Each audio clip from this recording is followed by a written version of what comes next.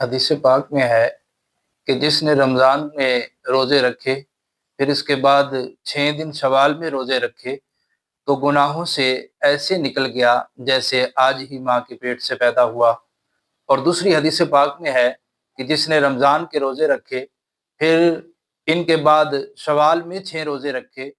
تو وہ ایسے ہے جیسے اس نے دہر یعنی عمر بھر کے لیے روزہ رکھا۔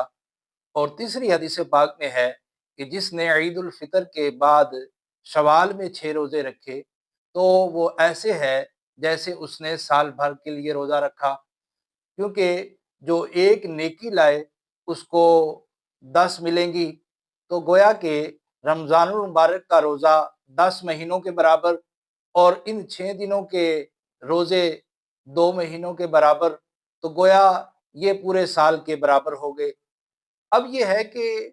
یہ جو روزے ہیں 6، ان کو کب رکھا جائے، کس طرح رکھا جائے، اس کا کیا طریقہ کار ہوگا، تو اس حوالے سے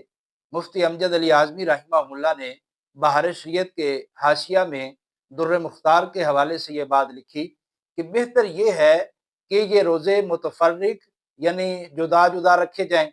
اور اگر ایک ساتھ ہی 6 دن کے روزے رکھ لیے تو تب بھی اس حوالے سے حرج نہیں ہے۔